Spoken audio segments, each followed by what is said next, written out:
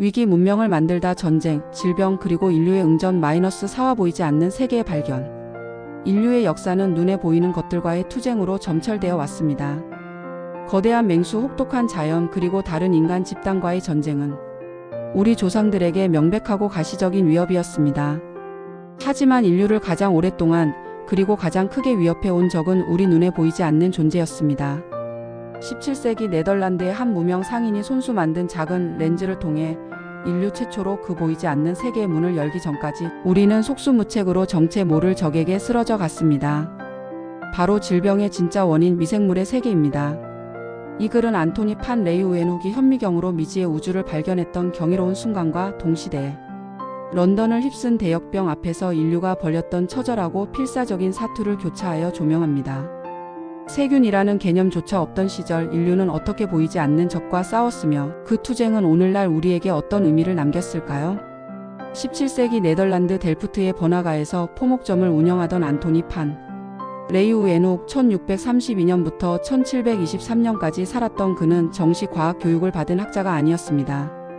그의 주된 관심사는 직물의 품질을 확인하기 위해 실에 오를 세밀하게 관찰하는 것이었고, 이를 위해 당대 최고의 돋보기보다 훨씬 뛰어난 성능의 렌즈를 직접 갈고 닦는 데 집착했습니다. 수백 번의 실패를 거듭하며 완성한 그의 단일 렌즈 현미경은 렌즈 여러 개를 겹쳐 만든 당시의 복합 현미경보다 훨씬 선명하고 높은 배율 최대 270배 이상을 자랑했습니다. 어느 날 그는 자신의 위대한 발명품을 빗물 한 방울에 가져다 댔습니다. 그리고 그 순간 인류사의 흐름을 바꿀 광경과 마주합니다. 작은 물방울 속에서 수많은 작은 생명체들이 맹렬하게 헤엄치고 꿈틀거리고 빙글빙글 돌고 있었습니다. 그는 이 생명체들에게 아주 작은 동물이라는 의미의 애니멀 큐리라는 이름을 붙였습니다. 레이우엔훅의 호기심은 여기서 멈추지 않았습니다. 그는 자신의 치아에서 긁어낸 치태, 후추를 우린 물, 연못의 진흥, 심지어 자신의 혈액과 정액에 이르기까지 손에 닿는 모든 것을 현미경 아래 두었습니다. 그의 눈앞에는 이전까지 그 누구도 상상조차 하지 못했던 생명으로 가득 찬 미시의 우주가 펼쳐지고 있었습니다. 그는 인류를 대신하여 이 보이지 않는 세계를 목격한 최초의 탐험가였습니다. 레이우엔훅은 자신이 발견한 놀라운 세계를 혼자만 간직하지 않았습니다.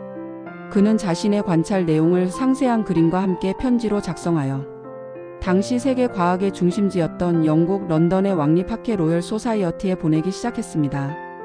그의 편지에는 빗물 속 생명체들의 움직임, 붉은 혈구가 모세혈관을 통과하는 모습 등 경이로운 내용으로 가득했습니다. 하지만 왕립학회 회원들의 초기 반응은 냉담함을 넘어선 불신이었습니다. 정식 교육도 받지 않은 네덜란드의 상인이 맨눈으로는 보이지 않는 생명체의 세계를 발견했다는 주장을 쉽게 믿을 수 없었습니다. 일부 학자들은 그가 환각을 보았거나 의도적으로 학계를 기만하고 있다고 비난하기도 했습니다. 그러나 레이우엔훅은 50년 가까이 100통이 넘는 편지를 꾸준히 보내며 자신의 관찰이 사실임을 끈질기게 증명해 나갔습니다. 그의 관찰이 워낙 상세하고 일관성이 있었기에 왕립학회는 결국 조사단을 파견했고, 그의 발견이 모두 사실임을 확인하고 나서야 그를 정식 회원으로 인정했습니다. 이로써 미생물학이라는 새로운 학문의 시대가 막을 올렸습니다. 하지만 결정적으로 레이우엔훅 자신도 왕립학회의 그 누구도 이 작은 생명체들이 끔찍한 질병의 원인일 수 있다는 생각까지는 미치지 못했습니다. 그 연결고리를 찾는 데는 이후 200년이라는 시간이 더 필요했습니다. 레이우엔훅이 네덜란드에서 미생물의 세계에 경탄하고 있던 바로 그 시기, 그가 편지를 보내던 런던은 지옥 같은 역병에 휩싸여 있었습니다. 1665년에서 1666년 사이 런던 대역병은 도시 인구의 4분의 1에 달하는 약 10만 명의 목숨을 앗아갔습니다.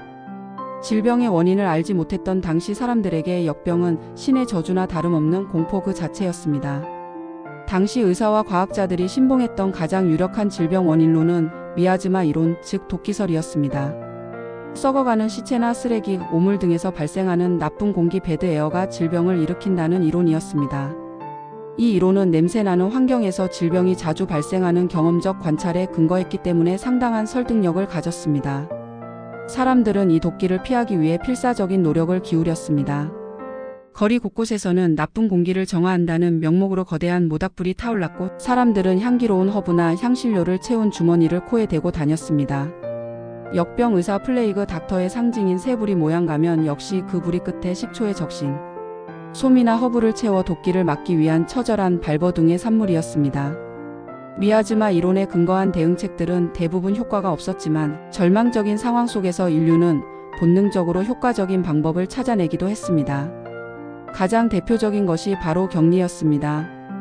역병 환자가 발생한 집은 문에 붉은 십자가를 그리고 로드 해브머시 어폰 어스라는 문구를 적은 뒤 온 가족을 40일 동안 집 안에 가두어 버렸습니다. 이는 병의 원인이 나쁜 공기가 아니라 사람 간의 접촉과 관련이 있을 수 있다는 막연한 경험적 판단에 따른 조치였습니다. 비록 그 원인은 몰랐지만 전염병 확산을 막는 가장 기본적인 원칙을 본능적으로 실행에 옮긴 셈이었습니다. 또 하나 주목할 만한 노력은 사망 원인 보고서 빌스 오브 모탈리티의 작성입니다. 런던의 각 교구는 매주 사망자 수와 그 원인을 기록하여 발표했습니다. 물론 당시의 의학 지식으로는 사인을 정확히 분류할 수 없었지만 역병, 열병, 반점 등으로 기록된 데이터를 통해 당국은 어느 지역에서 병이 창궐하는지, 역병이 얼마나 빠르게 퍼져나가는지를 수치적으로 파악하려는 시도를 했습니다. 이는 현대 역학 에피데미올로지의 원시적인 형태로 보이지 않는 공포를 어떻게든 이해하고 통제하려는 인류의 이성적인 응전이었습니다. 레이 우엔훅이 현미경으로 미시 세계를 관찰했다면 런던의 이름 모를 관리들은 통계라는 도구로 거시적인 질병의 패턴을 관찰하고 있었던 것입니다. 17세기는 인류가 처음으로 보이지 않는 세계의 존재를 인식하게 된 혁명적인 시대였습니다. 안토니 판 레이 우엔훅은 현미경이라는 새로운 눈으로 생명의 미시적 우주를 열었지만 그 세계가 인류의 생존과 직결되어 있음을 깨닫지는 못했습니다. 반면 런던 시민들은 그 미시 세계에서 온 보이지 않는 침략자 앞에서 속수무책으로 쓰러져 가면서도 격리와 기록이라는 나름의 방식으로 질서와 희망을 찾으려 애썼습니다. 레이 우엔훅의 발견과 런던 대역병의 기록은 개별적인 사건처럼 보이지만 실은 질병이라는 거대한 미스터리를 풀기 위한 인류의 위대한 여정에서 서로 다른 두 개의 실마리였습니다. 하나는 원인에 대한 과학적 관찰이었고 다른 하나는 결과에 대한 사회적 대응이었습니다. 이 두 갈래의 노력이 훗날 루이 파스테르와 로베르트 코흐에 의해 하나로 합쳐지면서 인류는 비로소 세균 이론이라는 강력한 무기를 손에 쥐고 보이지 않는 적에게 본격적인 반격을 시작할 수 있었습니다. 과학의 위대한 발견이 절망적인 현실의 문제를 해결하기까지는 이처럼 길고 험난한 시간이 필요했던 것입니다. 본 콘텐츠는 일반적인 건강 정보이며 전문적인 의학적 조언이나 진료를 대체할 수 없습니다. 건강에 문제가 있을 경우 반드시 의사 등 의료 전문가와 상담하시기 바랍니다. 제공된 정보의 활용에 대한 모든 책임은 전적으로 사용자 본인에게 있습니다.